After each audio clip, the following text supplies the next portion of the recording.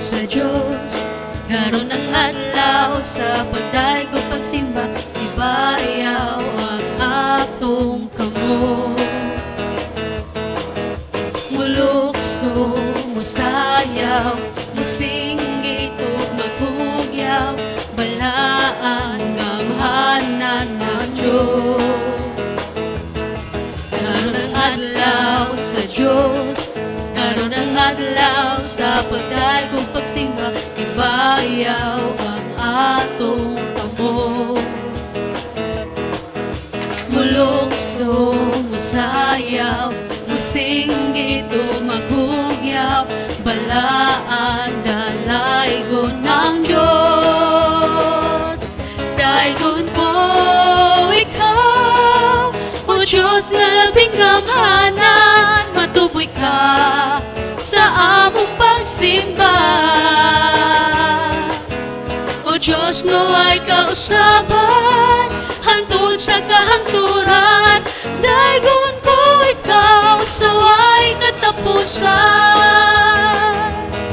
Karon ang adlaw sa Diyos, karon ang adlaw sa pagdaig ug pagsimba, ibayaw ang atong kamo.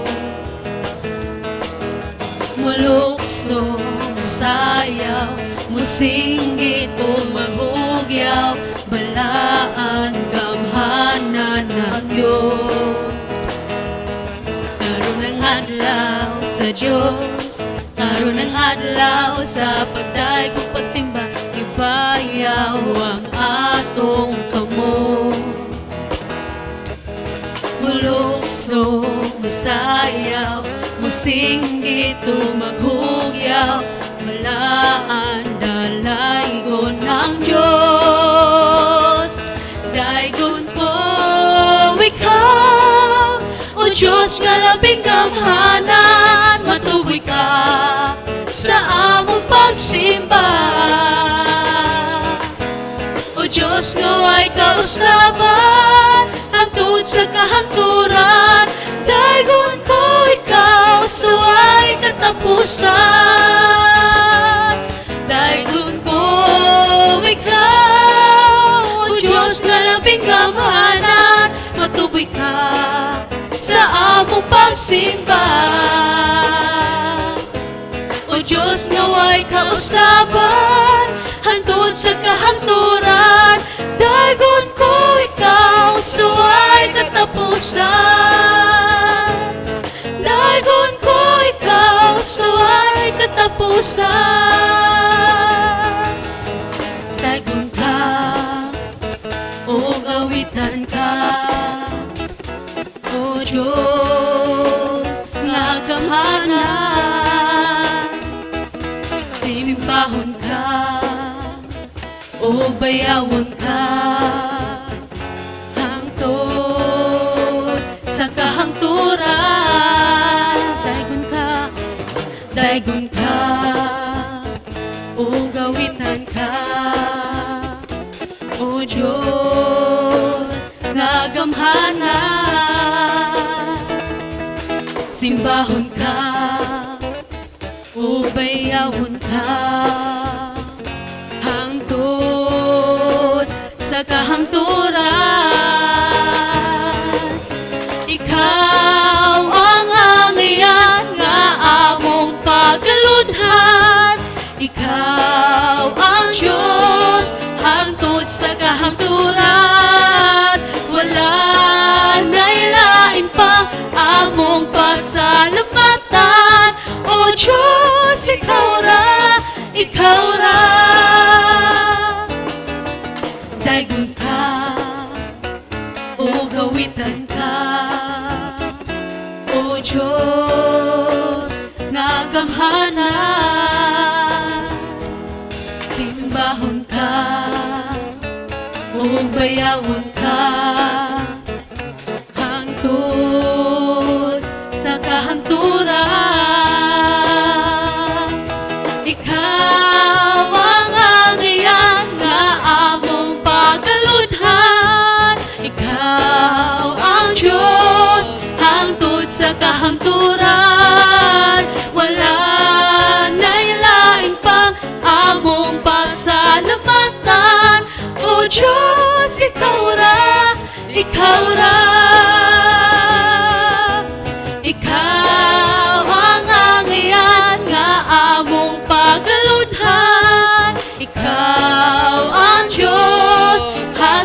sa kahangturan.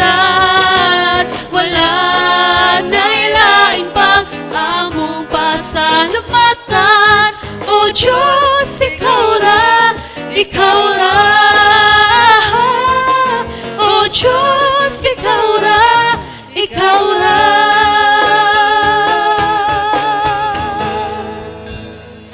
Yes, Lord God, Ikaw lamang. Yes, Jesus, Ikaw lamang ang pangayan, O God.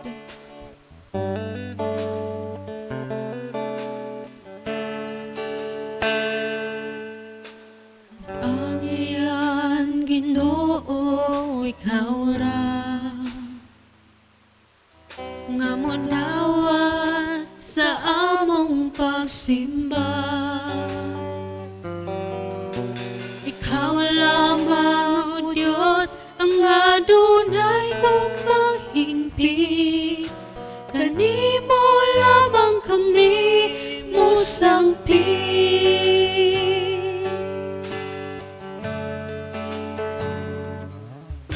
Ginoo, Ikaw ra ang gamhanan. Yes, Jesus. Sa bisan unsa labaw ka sa tanan. Ikaw ang nagmungna ni ining langit ug yuta. Ang bantugan, Ginoo, Ikaw ra. Ginoo, Ikaw ra ang kaluwasan. Ikaw ang dalan ug kamatuoran. Walay lain nga handumon kundi Ikaw ra. Tinud, Ginoo, Ikaw ra.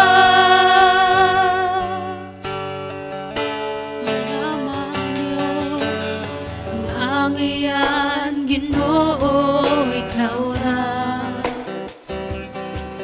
nga modawat sa among pagsimba.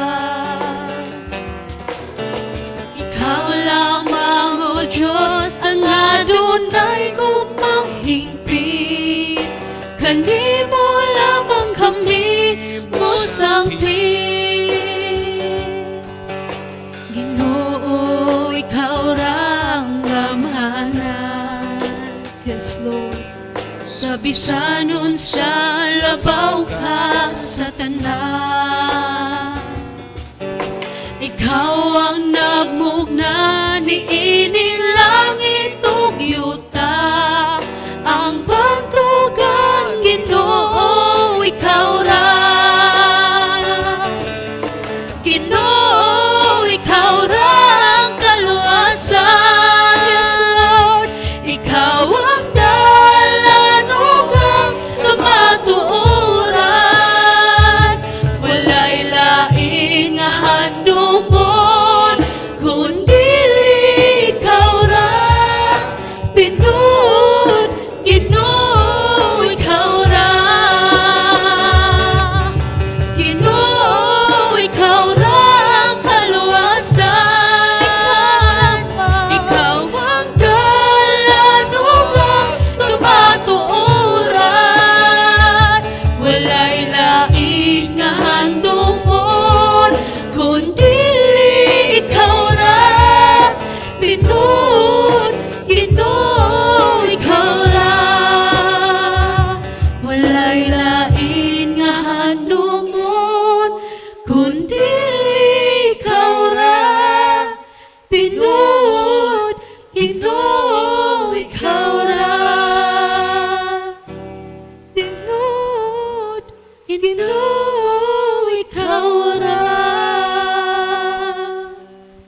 Yes, Jesus, Ikaw ra. Ikaw nga ngayon sa tanan, O God.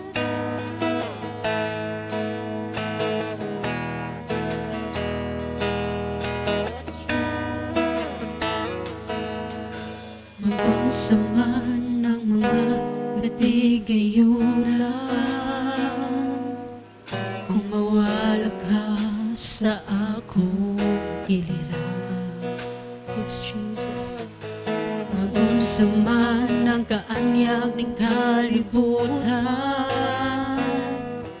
Kung ikaw, Diyos, di ko makaubay. Labaw sa tanang butang, gikinahanglan ka. Di ko ikabaylo ang presensya mo. Labaw sa tanang butang, gihigugma ka. Ka ikaw, Ginoo, ang kinabuhi ko. So, magunsa man ang mga katigayunan, kung mawala ka sa among giliran. Magunsa man ang kaanyag ng kalibutan, kung ikaw, Diyos, di ko makaubay. Labaw sa tanang butang, gikinahanglan ka. Di ko ikabaylo ang presensya mo. Labaw sa tanang butang, gihigugma ka. Ka ikaw, Ginoo, ang kinabuhi ko. Labaw sa tanang butang, gikinahanglan ka. Di ko ikabaylo ang presensya mo. Labaw sa tanang butang, gihigugma ka. Ka ikaw, Ginoo, ang kinabuhi ko. Yes, Jesus.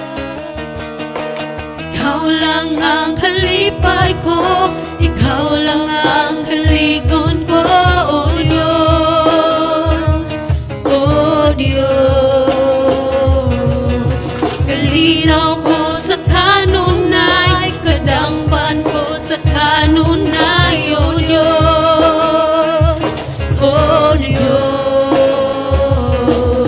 Ikaw lang ang kalipay ko, ikaw lang ang kaligon ko, oh Diyos, oh Diyos.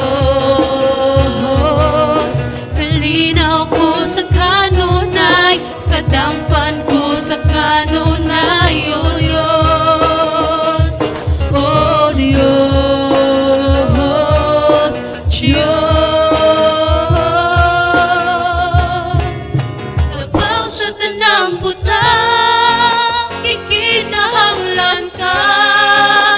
Di ko ikabaylo ang presensya mo.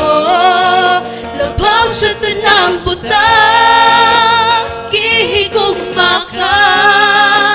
Ka ikaw, Ginoo, ang kinabuhi ko. Labaw sa tanang butang, gikinahanglan ka. Di ko ikabaylo ang presensya mo. Labaw sa tanang butang, gihigugma ka. Ka ikaw, Ginoo, ang kinabuhi ko, ang kinabuhi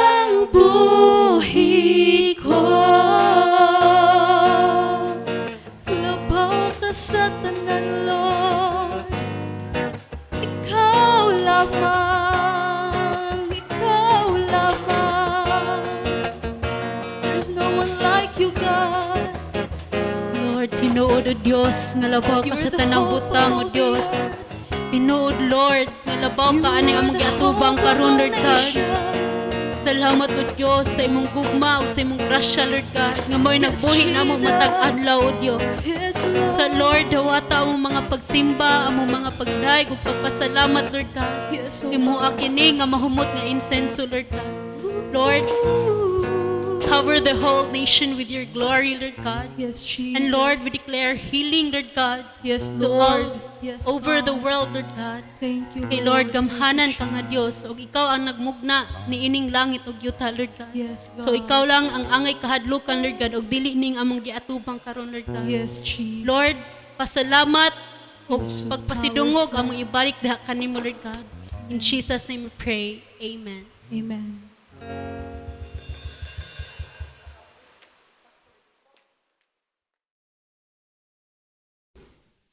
Maayong buntag mga kaigsunan. Again, today is Sunday and despite of everything, ang ating mga pagsimba ay hindi mapugnan. It's because already in our blood and it's a part of our life to worship the Lord our God. So this time, I believe na meron pang dinidil sa atin ng Ginoo. When we talk about the coronavirus, it's a virus na nadamay ang buong mundo. But let's observe kung ano ang mga butang na to na why is it, despite of our prayers, despite of our dealing with God, nga namang tumagal pa ang mga butang na to. Let's remember na ang Diyos laging merong dinidil sa atin. Ang Diyos laging merong kinokorek sa atin. And I believe may mga butang pa na nakikita ng Ginoo sa ating puso. Remember, in just one command, ang virus na to pwedeng matangtang kahit karon. Pero bilang Kristiyano, I believe na meron pang mga butang na dapat makita natin. At what God wants is, ano pa yung mga dapat nating i-develop, ano yung mga dapat nating desisyonan, because we are already in the end times. So our topic today is about opportunity. But before we go on, my question is, where are we now? Asa ka na igsuon? Ano na ang status mo sa Christian life? Ano na ang laman ng heart mo? Nalinis ba talaga ang kasing-kasing mo? Nasinari mo ba talaga ang kalinaw na mula sa Diyos sa panahon ng quarantine? Ano na? Asa ka na? Where are you now before the Lord? Some of us are irritated. Especially, merong pang plano na extend ang enhanced community quarantine. Pagsunan, if we cannot guard ourselves, our heart and mind, all these things will fall down sa kapungot, kalaay, kahigawad, or malainta. Nga naman, because hindi tayo sanay sa ganitong sitwasyon. Pero remember, God knows everything. Meron siyang gustong ipadayag sa ato. And bilang Christian, ito ang dapat nating hanapin. Seek the Lord. Seek His heart and mind. Kasi, remember, hindi niya allowed na may stock up ta. Hindi niya gusto na maging unfruitful ta.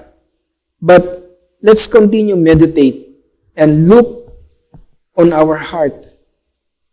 Pakisunan, whatever we do, whatever we decide or react, as long we really trust the Lord, let's not forget that our God is still in heaven. That our Lord is the King of Kings. And heaven are not affected by coronavirus. Prophet Sadu Silbarad said, ang rason daw na hantod karon ang pandemic like coronavirus ay tumatagal pa dahil po hindi pa raw tapos ang kasuko sa Ginoo. Hindi pa raw tapos ang kasuko sa Ginoo. Ito yung mga butang na hindi malipay si Lord. Ito yung mga butang na ang mismo ang Ginoo, hindi niya gusto ang mga nangyayari. Lalo na sa pagiging makasarili ng tao. Naapektuhan tayo sa ginawa ng China. Gumawa sila ng virus na to dahil lang sa kanilang problema sa Amerika. But God allowed these things because merong mas importante na gustong ipadayag ang Ginoo sa ato. Remember, kung di nagkaroon ng quarantine, hindi naman tayo mamalandong. Hindi tayo magkakaroon ng taas na panahon sa pamilya. Hindi natin makikita ang ating mga pagkakamali sa ating spiritual life. O even sa ating mga pagkukulang, panahon sa balay, panahon sa tanan. Wala ba tayong ibang iniisip kundi yung kumita, ang ating mga aktibidades, ang ating mga plano, ang atong kaugalingon. Puro sarili. Let's continue meditate kung ano yung mga butang na gustong i-correct sa atin ng Ginoo bilang anak niya. Remember, as the prophet Sadu said, dili patapos ang kasuko sa Diyos. Kung ma-remember nyo ang ating mga mensaheng dinala ng Panginoon, pinaagi sa amin ni Pastora, tuwa ang mga encouragement, ang comfort, ang mga pangako ng Diyos, and warnings. Kung mainumduman nyo ang mensahe ng paghinulsol o repentance, don't you know that God expects from us a change of mind? Kung nasabtan mo makikisunan ng padayag ng Diyos sa mga mensahe niya, like repentance. Kumusta igsuon? Nabago na ba ang una-una mo? Ang mindset mo? Ang worldly mind mo, naging spiritual mind na ba? Na-reorganize mo na ba ang sarili mo? Nagkaroon ka na ba ng mga maayong plano na mahimaya ang Diyos? Na-renew ba ang commitment mo para sa Kanya? Ang sunan, the Lord is expecting from us na magbago tayo ng priority. Nagtinguha, nag-expect ang Diyos na siya na ang maging una sa ating buhay. Sapagkat iya ang tanan, iya ang probisyon, iya ang kaayuhan. Kung tayo ay tinuod na nakasabot sa mga counsel ng Ginoo sa ato, dapat na meron na tayong maayong desisyon. Dapat meron na tayong maayong plano. Na kung bibigyan pa tayo ng Diyos ng pagkakataon, matapos ang virus na to, wala ba siyang inibang ini-expect, kundi ang ating priority na siya ang una sa lahat. Gusto ng Diyos masinatin niya ang kanyang pagkaginoo at ang pagiging Lord sa ating puso. Naibalo tayo magsuunan, without God, we are nothing. Once na masuko ang Ginoo, hunong ang tanan. Kaya ngayon, again, nakita naman natin, hindi mag-matter ang pera ngayon o ang material na butang. That's why, nagpahinumdum uli ang Diyos sa mensahe ni Pastora. When God closes the window, when God closes the door, no one will open it. So let's continue submit and surrender to God. Let's continue meditate sa mga butang na gustong i-correct, ipadayag ng Diyos sa ato. Ask God, ano pa ba ang dinidil niya sa ating puso? You know, magsunan, I want you to know, tapos na po. Tapos na po ang atong dating buhay. Tapos na po ang sariling prinsipyo. Tapos na po ang ating sariling diskarte, makasariling plano sa ating buhay bilang Kristiyano na layo sa Diyos. Tapos na ang mga butang na nagbunga dahil sa kabalaka, kahadlok sa buhay, ang pagig-uyon sa mundo, tapos na ang panahon ng compromising life. Ang ating laziness o ang ating pagkatapulan sa pagbabasa ng Bible, pagkatapulan sa mga pagampo. Tapos na ang panahon ng masasabi nating busy tayo sa mundo. This time, ang ating paglaom, walang iba kundi ang Diyos. Tinood, without Him, we are nothing. Magpadayon tayo na magsubmitar, mag-surrender, magpailalom sa gahong ng Diyos upang mahibalo tayo kung ano pa ang rason ng kasuko niya. Ano pa, Lord, ang naasa puso ko na hindi pa na isasubmit sa iyo? Ano pa yung mga dinideklara ng baba ko na hindi makapalipay sa iyo? Ano pa yung mga butang na nakikita ng mata ko na bumababa ang gahong mo? Mga kaigsunan, ano ba kasi ang rason na nakita pa ng Diyos na until now, hindi pa tapos ang kasuko niya? Kaya ang pandemic na to ay nandito pa. Asa na ba talaga tayo? Where are we now in our spiritual standing? Where is our heart now? Magsunan, on the book of 2 Chronicles chapter 15, verse 1 to 8. Let's read from verse 2. The Lord will stay with you as long as you stay with Him. So, asa ka karon? Remember, ang sabi ng Ginoo, hangtod na magpuyo tayo sa Kanya o musalig tayo sa Kanya, mananatili ang Diyos sa ating buhay. Nakarecover na ba tayo sa pagkukulang natin kay Lord? Tulad ng less Bible reading, prayerlessness. Na ba na tayong nahimo na desisyon once na mubalik sa normal ang lahat, si Lord ba talaga ang Lord ng aspeto ng ating buhay? Nakarecover ka na ba, igsuon, sa iyong mga pagkukulang sa Ginoo? As long as you stay with Him, He will stay with us. I hope ang Diyos ay nag-expect today and tomorrow sa bawat isa ato ng full submission and surrender sa atong kinabuhi. God is expecting that thing from us. And di nagkulang. For me, sapat na ang tinuturo ng Diyos sa quarantine na to sa akin personally. But I still desire and seeking the Lord kung ano pa ang gusto niyang ipadayag. I'm willing to change. That's why, this time, tapos na ang pagbuot-buot mo sa iyong kaugalingon. Remember, we need to consult God every day. We need to consult Him in every plan. Seeking Him is the key to find Him in time of trouble.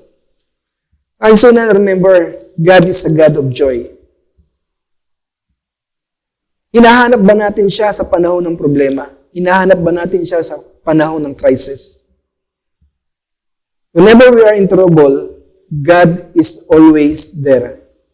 But unless we seek Him, unless we wait on Him about our trouble, about our problem, about our needs, about our present situation, we will not find Him. Madadala at madadala lang tayo ng balita na as if parang walang development sa coronavirus. Kangsunan, I want you to know, naanang tambal. Naanang tambal sa virus na to.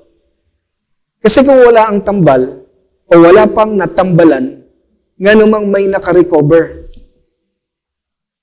Nga namang walang mga report ang doktor, o nga namang walang ina-update ang Department of Health sa mga doktor natin. Ano ang observation nyo, ano ang experiment na natutuhan nyo sa pagdumala at pagatiman ng mga pasyente.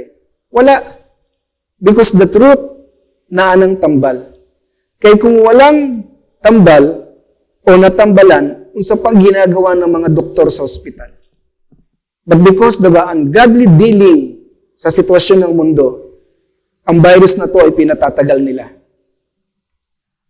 Well, this very, very big issue when it comes sa issue ng coronavirus.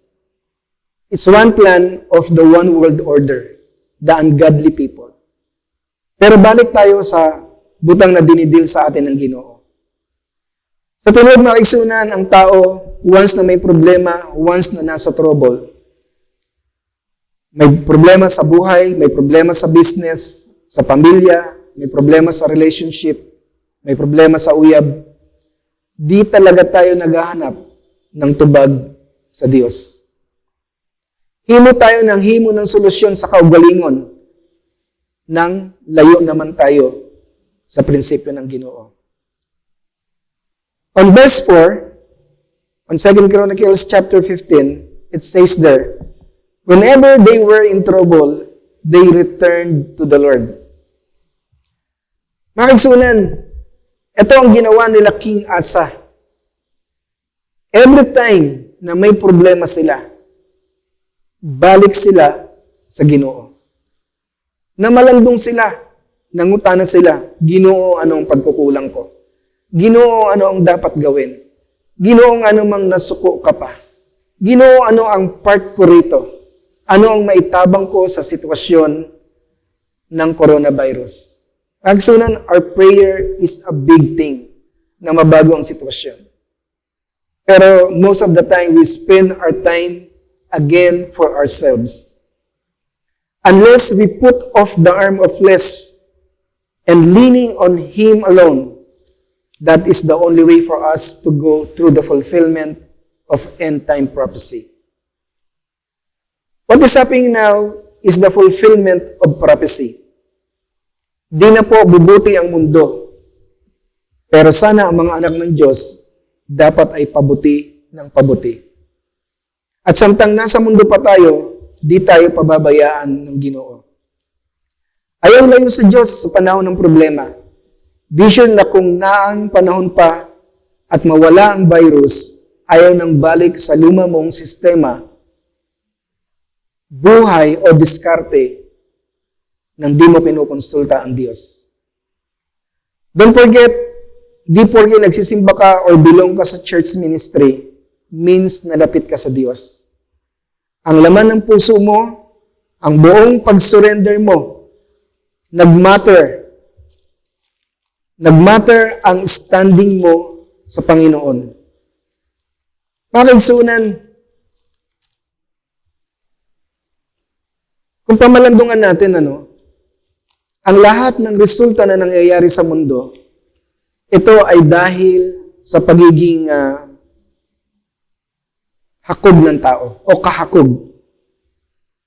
Greed. So, let's go and know the meaning of greed.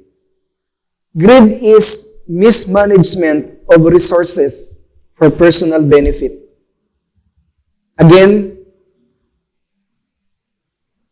ang kahakog ay ang maling pagdumala sa mga butang na nasa ato dahil lang sa personal na pagtinguha. Personal na benepisyo. Let's read on the book of Matthew 7, verse 22. Pagsunan, mapapansin mo ron, sinabi ni Jesus, "Go away, I never knew you." Maraming Kristiyanong nagsasabi na, Lord, nagsimba ako. Lord, nakahimo ng milagro. Lord, nagbigay ko. Lord, nagpledge ko. But why is it? Sinabi ng Ginoo, "Go away, I never knew you." Pagsunan, let's check our heart. In time of trouble, ano ang atong character? Ano ang ating attitude towards God?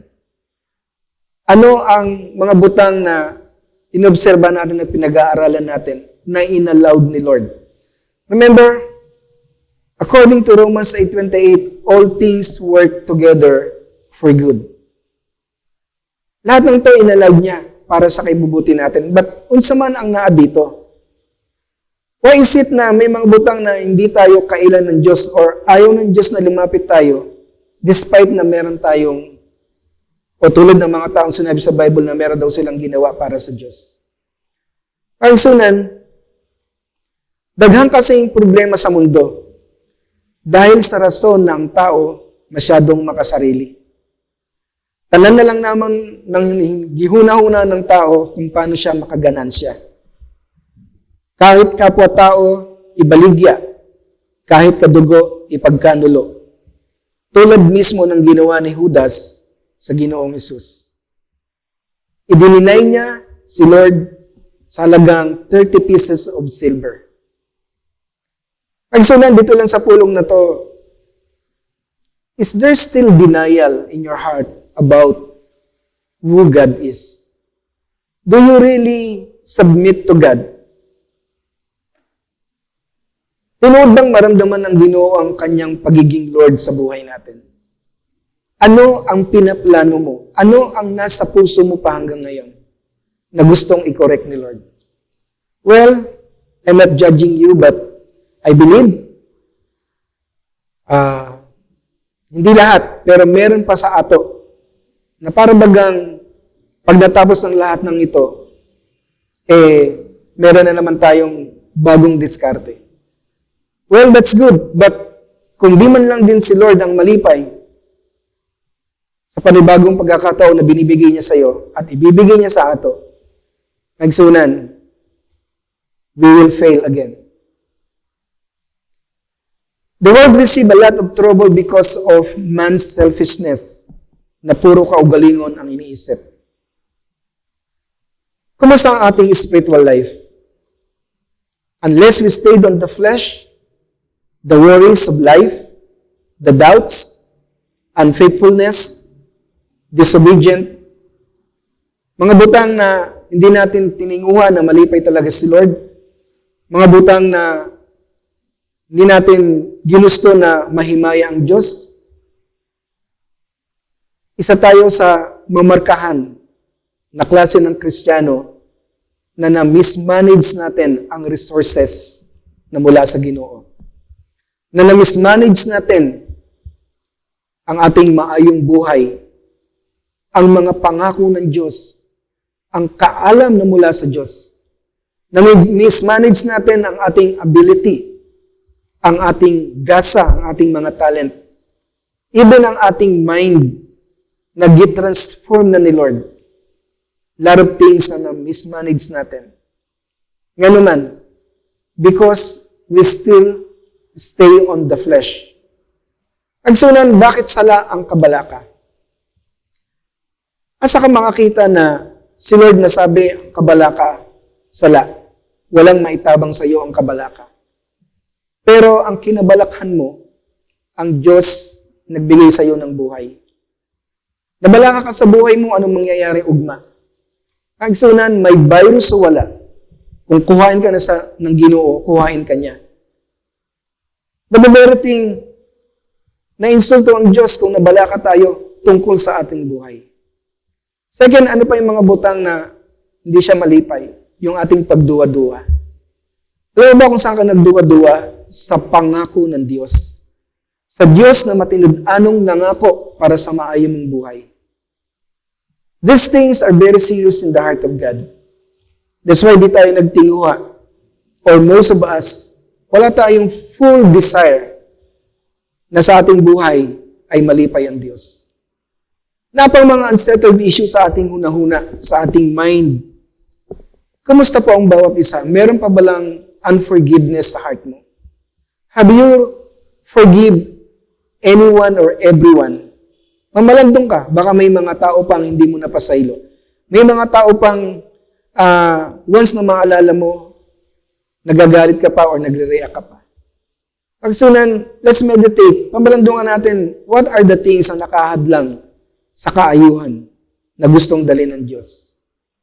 That's why I thank God on this quarantine. God reveals a lot of things to us, especially to me.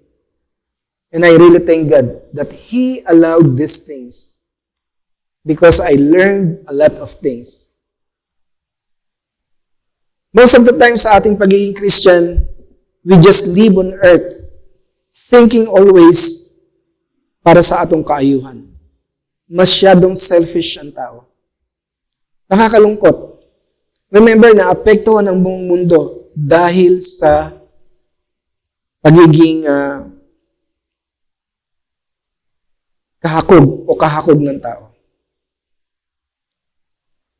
On Romans chapter 6 verse 21, it says there's, what benefit did you reap at the time from the things you are now ashamed of?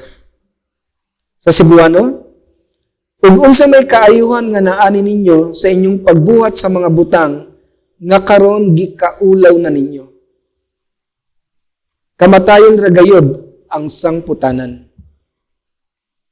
So, may mga tao tulad ng mga ungodly, gusto nilang sarili lang nila manatili sa gahom, makaganansya, puro sarili. Pero anong sabi ng Ginoo? Kamatayon lang ang naging resulta. Mga butang na tayo mismo mauwaw. Personally, sa atong Christian, lagi tayong nag-iisip para sa atong kaayuhan, sa atong personal life. That's why these are the things na akala natin gamay lang, but God is dealing with us. Ano ba ang koneksyon ng pagiging greed or kahakog sa nangyayari ngayon? Ano ang koneksyon nitong virus na to sa ating Christian life? Kung tayo patuloy na malandong sa mga padayag ng Ginoo sa Bible, ano ang koneksyon ng mga bagay na to? Bakit masasabi nating dakong butang ang tinatawag na kahakog na resulta ng mga problema? Verse 6 sa chapter 15 ng 2 Chronicles, it says there, nation fought against nation, and city against city. For God was troubling them with every kind of problem. You see, it was God who was troubling them with every kind of problem because of fighting each other. Hindi magkasinabot, naghinambugay, hindi magpasaylo. Ang Amerika o China, nagkaroon ng problema.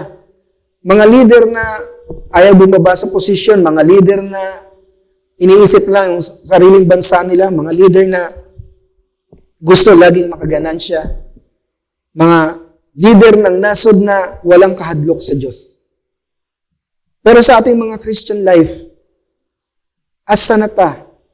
Baka meron pang butang na tayo mismo against sa plano ni Lord. Against sa kabubuton ni Lord. Baka tayo mismo, hindi tayo all out sa pulong ng Ginoo. Yung bang mga butang na as far as the Lord is concerned, napapansin niya na we are lazy in our Christian life. Mga butang na nakakasakit sa puso niya. That's why I challenge you. Not all, but even on myself. I was so corrected by God by mismanagement, especially sa time. On verse 8, it says there that King Asa took the courage and removed all the detestable idols. Ito, again. Nung naibaluan nila King Asa ang problema, nung naibaluan nila na pinakita ng Ginoo sa kanila ang lahat ng resulta o ng mga rason bakit napungot ang Ginoo sa kanila, isa itong inalis niya ang mga detestable idols sa kanilang lugar. Makisunan, ano ba ang meaning ng detestable? Ito yung worthy or causing hatred, disgusting, a very bad or unpleasant. Ito yung mga butang na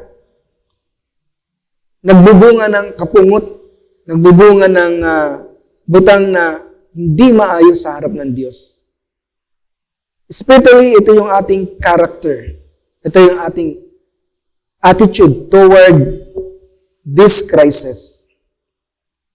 Mas lalo tayong naka-monitor sa balita. And me, if I will not control myself, magiging resulta lang ng kapungot. Kaya sa dami ng mga galing na doktor ng Pilipinas, hanggang ngayon wala silang maibigay na solusyon. Nadaghan namang nakarecover. Because they are controlled. Because behind this situation, merong ginagawa ang mga ungodly people. Pero sa ato, Ano yung mga butang na hindi malipay ang Diyos? Mas nag-monitor tayo sa sitwasyon, pero kulang tayo ng pagpamalandong o paghahanap sa Ginoo. Nangutana ka ba, Lord, bakit? Lord, unsa man? Lord, ano man ang tinuturo mo sa akin? Lord, ano ang gusto kong gawin? Actually, God is waiting something from you. A better thing na gusto niyang siguraduhin sa iyong puso. Na kung bigyan pa tayo ng pagkakataon, God wants to do something for you. That's why, inalis ni King Asa ang detestable idols. Again, our character, our attitude toward the promise of God, toward God, ano yung mga sinasabi natin, ano yung standing natin, tayo ba'y nagpapasalamat sa mga nangyaring ito as according to 1 Thessalonians 5:18, in everything give thanks, for this is the will of God concerning you. Ano sabi ni Lord? Sa lahat ng butang magpasalamat. Dahil at lahat ng butang ito ay concern sa pagkatao mo. And verse 16, King Asa even deposed his grandmother because she had made an obscure Asherah poles, cut, broke, and buried it. Wow. Isa sa mga butang na pinamalandungan, inobserbahan at nakita na King Asa na resulta ng kapungot ng Diyos sa kanila. Despite sa mga detestable idols, mismo ang kanyang lola nagtayo ng poste para sa kanyang Diyos-Diyos. Anong ginawa ni King Asa? Pinutol, sinira, at sinunog. Kaisunan, let's check our heart. Baka naman ang prinsipyo mo ay hindi pa nababali sa gahong ng Diyos. Baka naman meron ka pang gustong ipilit o gawin uli once na bumalik na tayo sa normal. Baka naman ikaw pa rin ang Lord ng buhay mo. Check yourself. Again, I'm not judging you. But once we surrender everything to God and we humble ourselves to God, remember ang sabi ng Ginoo, when we humble before Him, when we ask Him, pray to Him, He will give the healing of our land. Paano magkaroon ng kaayuhan kung di tayo magpaubos?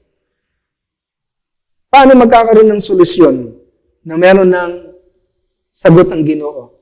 Kung di natin ibabagsak, puputulin, sisirain at susunugin yung itinataas nating prinsipyo sa ating punso. Prinsipyo na labaw sa prinsipyo ng Diyos. Mga butang na mismong pangako ng Diyos, hindi natin tuuhan. Kaisunan, ang mga mayor, ang mga governors, even ang mga ibang senator, nahadlok sila kung aalisin daw agad ang enhanced community quarantine. Dahil basig bumalik daw ang virus at lalong hindi na makontrol. Sa atong mga believer, sa ating mga Christian, kung alisin ang ECQ o ang quarantine, basig bumalik po tayo sa virus of sin. Virus, remember magsunan, pag sinabing virus, kumakalat, nakakahawa, hindi makontrol, dumarami. And you know what are the virus of sin? Lack of trust, weak faith, doubts, worries, prayerlessness, complacent life, laziness, unfaithfulness. Mga butang na di pala talaga natin na desisyonan ng solido para matangtang ang mga butang na to. Mga bagay na nakikita pa ng Diyos na may posibleng bumalik sa virus of sin kung mawala ang quarantine. Kung until now, wala pa tayong solid na desisyon para sa himaya ng Diyos. Kung until now, hindi na tayo ang dating lausing Christian at ito ang ating commitment na. Kung karon, pina-surrender na natin ng lahat tulad ng mga Asherah pole sa ating buhay and mga idols, mga butang na nawawalan ng bili ang Diyos. Maigsunan, si Lord mismo, aalisin niya ang enhanced quarantine. But, makasigurado kaya si Lord? Ikaw mismo ang sumagot sa pangutana. Makasigurado kaya si Lord? If ever naalisin ni Lord ang quarantine sa ato bilang mga anak niya, makasiguro kaya ang Ginoo na tinuod na tayo'y naghinulsol sa atong puso? Nakalabang saad sa Ginoo na kung bumalik siya o ang normal na buhay, matagpuan kaniyang matinud-anon ug masaligan hangtod sa pagbalik niya. Matinud-anon saan? Matinud-anon sa iyong Diyos ug masaligan sa iyong buhay bilang anak ng Diyos. Kasi marami tayong nasayang na panahon sa nakaraang araw. Mga butang na kung di pa tayo na-quarantine, malalaglag tayo. Pero salamat sa Diyos, binigyan niya tayo ng chance na mamalandong sa ating pagkukulang sa Kanya. Let us know that this time is God's time of correctness to all of us. Tinutuwid niya ang lahat ng baluktot na prinsipyo ng ating buhay. Tinutuwid niya ang lahat ng mali at pagkakamali sa ating mga desisyon. Meron pong saktong guidelines sa instruction si Lord sa kanyang pulong. Hindi po bubuhatin ng Bible. Susundin lang natin. At ito pa ang naging problema. Our disobedient. Wala tayong ganong total surrender na musunod sa Diyos fully and wholly in our life. You know what God wants from us today after all these dealings, correction sa ating mga mali? What God wants from us is to manage our life on earth according to His will. Remember, on the book of Romans 12:12, mababasa natin, no? Be ye transformed by the renewing of your mind. Mga kaigsunan, nabago na po ang ating hunahuna. Binago na ng Ginoo. Pero di pa tayo lumulugar sa tinuod na pagbabago na ginawa ng Diyos. This time, let's rule our life and create decision and make a commitment. Reorganize our plans, setting rightly our priority for the glory of God. This time, dapat meron na tayong maayong plano. Ang mga plano, aktibidades, prioridad na kung saan mahimaya ang ating Diyos. And in verse 7, God says to King Asa, "But as for you, be strong and courageous, for your work will be rewarded." Pagsunan, alam niyo ba, sa quarantine na to, sa mga desisyon ng ating puso towards God na mahimaya siya, i-reward niya yon. Mga butang na once na ginawa natin for the glory of God, as according to His promise, maging ligon lang tayo ug matapang. Dahil ang lahat ng ginagawa natin for His glory, i-reward tayo ni Lord. That's why, huwag natin kalimutan, may mga pangako pa si Lord. Marami pa siyang gagawin sa ato. And ang pinaka-best na gagawin niya, at sinisigurado ni Lord, ay yung makabalik tayo sa langit at walang malaglag sa ato sa impyerno. And in verse 8, And Asa repaired the altar of the Lord, which stood in front of the entry room of the Lord's temple. So mga igsunan, asa na ka? Naaka na ba doon sa sitwasyon na inaayos mo na ang sarili mo sa Ginoo? Are you repairing the altar of the Lord in your heart? Mga igsunan, napakaganda na kung bigyan pa tayo ng Lord ng chance mawala ang virus na to and we'll go back to normal life. What God is expecting from us is a repaired, renovated altar. Yung bang sa ating puso, na kung saan yun ang puyuan niya, malinis, in order, at makapahuway siya. Kasi ang puso natin ang gulo-gulo, walang ayos. Puro mundo ang iniisip, puro kaugalingon. Puro mga butang na para sa ato. But this time, God is challenging us and expecting from us na tuwa na tayo sa sitwasyon na na-repair na o nagre-repair or ipinare-repair natin ang kanyang altar, which is our heart, the temple of the Lord. And in verse 12, then they entered into a covenant to seek the Lord their God of their ancestors with all their heart and soul. Agsunan, ito na pala ang mga solusyon. Basig kasi dagan sa ato. Hindi pa talaga tinuod na surrender ang ating heart and soul sa Ginoo. Yung bagay na talaga bang hindi tayo magdedesisyon, mag-move without His approval. Remember, there is the power from God's approval. Hindi tayo mamamali, hindi tayo mawawalan, hindi magkukulang, hindi sayang. Because we seek the Lord and we honor the Lord with our heart and soul. Remember, nag-promise ang kanyang Ginoo sa kanila, when they seek the Lord, their God, with all their heart and soul. Ano pa ang verse 14? They shout their oath of loyalty. Wow! Ang sunan, ano? Ito yung hinahanap ng Diyos sa ato. Isisigaw natin na Ginoo, loyal ako sa iyo, tapat ako sa iyo, Ginoo. Hindi kita ipagpapalit sa mga butang sa mundo. Hindi ako mag-react sa ganitong mga crisis kasi may tinuturo ka.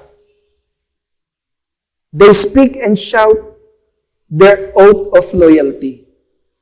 Agsunan, tapat ka ba sa iyong Diyos? Kung mawala na ang quarantine at bitawan niya tayo uli sa normal na buhay, asa ka? Verse 14 or 15, the Lord gave them rest. Wow, the Lord gave them rest on every side. Nakakatuwa, ang Diyos na ibalo sa ating sitwasyon. And ayaw niya na maging unfruitful tayo. Pero unless na hindi tayo mag-surrender sa Panginoon, isurrender natin ang mga unsettled issues sa ating puso guna-una. Ibigay natin totally ang ating buhay. Magsunan, hindi natin masinati ang kapahuwayan na mula sa Diyos. May quarantine o wala, may virus o wala, unless hindi tayo totally surrendered sa Panginoon, wala tayong kapahuwayan. Kakalungkot, hanggang ngayon di mo ma-surrender ang buhay mo. Kaya hanggang ngayon nasa kabala ka pa. Trust the Lord with all your heart, soul, and mind. Don't allow yourself affect your position as Christian in the present crisis, said the King of Heaven. Again, don't allow yourself affect your position as Christian in the present crisis, said the King of Heaven. Make this crisis an opportunity to change, opportunity to organize yourself, opportunity to manage your life and your blessing from God. Let's bless the Lord on the capacity to manage our life, resources, ability, gifts, talent, and even our faith to Him. Management. God is giving us an opportunity to manage our life. Let's do it for His glory. Na mismanage natin ng lahat na wala ng balanse. Kaya napunta ang ating panahon, naubos ang oras sa pag-iintindi para sa sarili, para sa buhay, para sa mga anak, para bagang si Lord hindi nag-iintindi sa ato. Hindi na natin na-enjoy ang presence ni Lord. Hindi tayo naging faithful. On and off ang ating pagpangalagad. On and off ang ating pagbibigay sa Panginoon. Darating at darating na lang, Panginoon, maraming nasasayang sa mga resources na binigay niya sa atin, even sa ating mga talento, sa ating abilidad. Bless the Lord on the capacity to manage your life. God is giving us another opportunity. On verse 15, anong ginawa ng mga tao ni Asaph? Ni Asa sa pamamagitan ng kanyang pagdumala? Let's make a covenant, a promise to God, so that we can rest from our enemies on every side. Hindi lang sila sumunod, hindi lang sila namalandong, hindi lang sila nag-humble, hindi lang sila sumigaw sa kanilang saad, sa kanilang pagiging loyal sa Panginoon. Ang ginawa pa ni Haring Asaph at sa kanyang mga katauhan, they make a covenant, a promise to God, upang sila ay makapahuway. Hallelujah! They make a covenant, saad at pangako sa Diyos upang di na maulit ang mga problema na to. Pakaigsunan, ang mga problema nagdadala ng mga lessons sa life. Pero bakit pabalik-balik? Paikot-ikot lang. Dahil wala tayong pangako. At kung gumawa man tayo ng pangako, hindi tayo ganun ka-serious. But this time, God is expecting from us na meron tayong gagawing covenant. When God will give us a chance, ibabalik ng Diyos ang lahat ng nawala sa ato. Remember, ang pinangangako niyang pangako sa atin ay ang kanyang kaharian. Naringsunan, ano ang saad na nagawa mo na sa iyong Ginoo? Ano ang promise mo sa Lord once na bumalik na tayo sa normal na buhay? Don't forget, nag-i-expect si Lord dahil I believe nag-deal siya sa iyo, sa iyong puso, sa iyong lousiness, sa iyong laxness, sa iyong kabalaka. I believe marami nang kinorek si Lord sa ating puso, sa ating Christian life. Unless you trust the Lord with all your heart, with all your soul, and with all your mind, babalik at babalik ang mga problema sa buhay mo. At this time, let's make a covenant and a promise to God so that we can have a rest from our enemies on every side. I hope, mga kaigsunan, pamalandungan natin ang mga padayag ni Lord. Meron po talaga siyang tinuturo. And I thank God because I learned a lot. God is doing great. May ginagawa po si Lord. Patuloy na inaayon niya ang ating damdamin, inaayos niya ang ating buhay, kinokorek niya tayo dahil gusto niyang i-bless tayo. So be blessed, mga kaigsunan, and be encouraged, for our God is already and still in heaven. God bless, and let us pray. Lord, maraming salamat po. And nawa, nasabtan po namin ang iyong mga padayag. Sorry, Lord, meron ka talagang ini-expect after all these things. Pero you found us na wala pa kaming nahimong desisyon or solid decision and commitment na magtarong na kami after all these things. Despite na binigyan mo kami ng maraming chance na mamalandong sa aming lousiness and laxness in Christian life, until now, gusto mong makasigurado at naghahanap ka ng saad at pangako sa aming puso. Kung talagang nais pa namin ang kapahawayan mula sa iyo. Tabangan mo kami na anumang problema, ikaw ang aming hahanapin. Tabangan mo kami na mangutana kami sa aming buhay, sa iyong kamot kung ano nangyayari sa aming kapaligiran. Lahat ng ito ay inallowed mo dahil meron kang maayong butang na gustong ipadayag sa amin. That's why, Lord, salamat po. You are our God. You are the Lord. And after this message, Lord, we will go to our room and pray.